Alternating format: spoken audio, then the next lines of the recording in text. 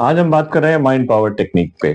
और उसमें भी स्पेशली ऐसे कि हम लोग रीडिंग स्पीड कैसे बढ़ाएं और याद रखने की स्पीड कैसे बनाएं, क्योंकि परीक्षाओं का समय है। परीक्षार्थियों के लिए भी ये काम में आएंगी चीजें, क्योंकि इस समय दो ही चीजें कि फटाक से कैसे हम लोग अपनी बुक्स का सिलेबस याद करके पढ़ के पूरा करें। तो आइए बात करते हैं माइंड पावर टेक्निक पे। इसमें सबसे पहले समस्या आती है कि हम लोग स्लो स्लो स्लो रीडिंग है जी हमारी। तो आप ये क्या करें, फिंगर टेक्निक का इस्तेमाल करें। लाइन के नीचे नीचे अपनी फिंगर या पेन भी आप ले सकते हैं, या आपके पास में कोई छोटा स्टिक है तो उसका उपयोग कर सकते हैं, और राइट टू लेफ्ट फिंगर के साथ साथ आप फिंगर टेक्निक का उपयोग करें और अपनी स्पीड को बढ़ाते रहने की कोशिश करें। तो इसके लिए आपको क्या करना पड़ेगा, फोटो रीडिंग टेक्निक का इस्तेमाल करना पड़ेगा। आपने देखा होगा कि फोटो कैसे क्लिक होती है, एक साथ क्लिक होती है, एक साथ नहीं लेके। तो आपको शब्दों को, छोटे छोटे शब्दों को एक साथ जोड़ के पढ़ने की कला धीरे धीरे विकसित करनी है। चार चार वर्ड, पांच पांच वर्ड एक साथ आप में लें। इसके लिए सब वोकलाइजेशन हटाएं। सब वोकलाइजेशन का मतलब ये है कि जैसे ही हमारी एक मानसिक स्थिति है, हम कुछ पढ़ते हैं तो मन ही मन उसको दोहराते हैं, उस वर्ड को दोहराते हैं या उसके बारे में दोहराते हैं। तो ये बंद कर दें, क्योंकि ये इंटरप्ट करेगा आपकी स्पीड रीडिंग को।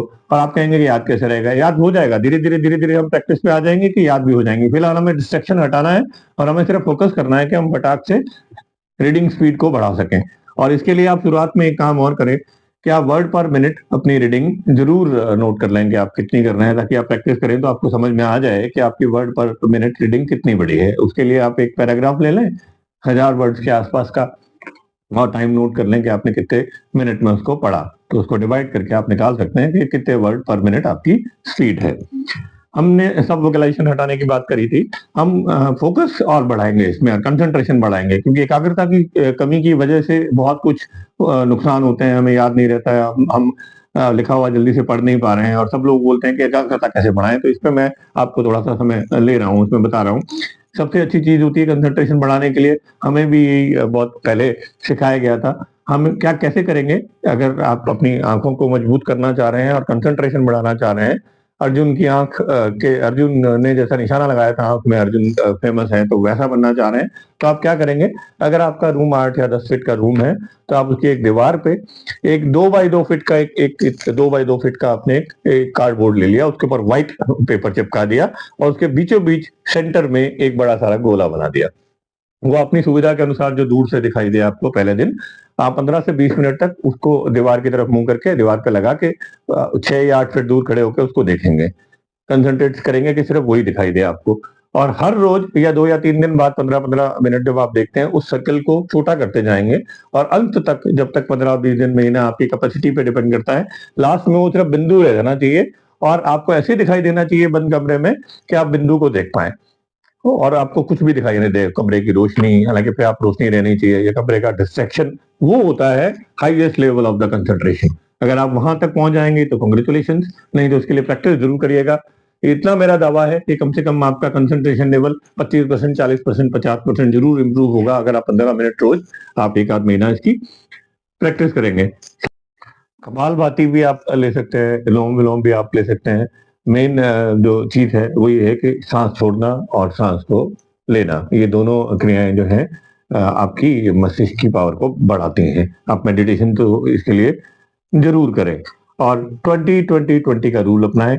20 मिनट आप पढ़ाई करेंगे, आप रीडिंग और मेमोराइजेशन करेंगे, 20 मिनट का आप ब्रेक देंगे, और 20 मिनट के लिए आप 20 फुट दूर, आप चाहे टहलने चले जाएं या 20 फुट दूर की चीजों को देखें, जो डिस्ट्रैक्ट होना चाहिए आपका दिमाग 20 मिनट के लिए, ताकि फिर आप रिफ्रेश होके 20-20-20 पे लग जाएंगे।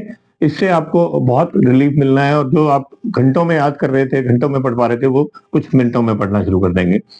वर्ड ब्लॉकिंग टेक्निक आप अपनाएं, वर्ड्स को ब्लॉक करके। जैसे आपने जैसे डॉट मैट्रिक्स प्रिंटर क्या करता था, एक एक वर्ड करके पहले ब्लॉक करते थे, खट खट खट खट खट टाइपराइटर। अब स्कैनर क्या करते हैं, एक साथ स्कैन करते हैं। तो आपकी दिमाग और आपकी आईज बहुत पावरफुल है, आपको स्कैनिंग टेक्निक अपनानी है। आपको एक साथ एक लाइन के 8-8 10-10 वर्ड ब्लॉक करने हैं। धीरे धीरे आप प्रैक्टिस करेंगे तो ये प्रैक्टिस आपको हो जाएगी। 30 मिनट स्पीड रीडिंग की आपको रोज, इसके लिए वर्ड ब्लॉकिंग टेक्निक और photo reading technique, finger technique, सब वोकलाइजेशन हटा के फोकस करके 30 मिनट रोज आपको इसकी प्रैक्टिस करनी है। तो एक कंसेप्ट आप रिपीट करते रहेंगे तो आप बहुत जल्दी अपनी वर्ड पर मिनट आराम से बढ़ा लेंगे। अब ये है कि चलो ये तो हमने बढ़ा लिया वर्ड पर मिनट, हम मेमोराइजेशन के लिए क्या करें, याद रखने के लिए क्या करेंगे? तो याद रखने के लिए भी हमारा सबकॉन्शियस माइंड काम करता है। जब हम रिपीटिंग टेक्निक अपनाते हैं तो हम अपने आप से याद करना भी साथ साथ शुरू कर देते हैं। इसके लिए क्या करते हैं, आप या तो जोर से बोल बोल के पढ़ते हैं तो आपका कान भी सुनना शुरू कर देता है, तीनों इंद्रियां काम करती हैं, आपका मुंह भी बोलना शुरू करता है, आपकी आंखें पहले से ही देख रही हैं, दिमाग पहले से ही कर रहा है। तो जब आप स्पीड बढ़ा चुके हो तो आप इस काम को करेंगे तो आपको याद रहना भी जल्दी शुरू हो जाएगा। या किसी दूसरे को आप समझा सकते हैं, कोई साथी आपका है और आपने याद किया है तो आधे पौने घंटे के लिए आप उसको सुनाएं जो समझ सकता हो। या आजकल इंजीनियरिंग और मेडिसिन और बाकी सारे कमर्शियल फील्ड के लोग जो हैं उसको अपनाते हैं, क्योंकि साथी तो सब अपने अपने काम में व्यस्त रहते हैं वहां पे। तो आप लिखें, लिख लिख के, जरूरी नहीं है आप राइटिंग पे ध्यान दे रहे हैं उस समय, आपने जो याद किया आपने फटाफट लिखा और उसके बाद में उसको सेल्फ चेक किया, अगर कुछ गलतियां हैं फिर दोबारा से याद किया और उसको लिखा, तो आप इसको बहुत जल्दी से याद कर पाएंगे। इसमें एक टेक्निक रहती है 7-24-245।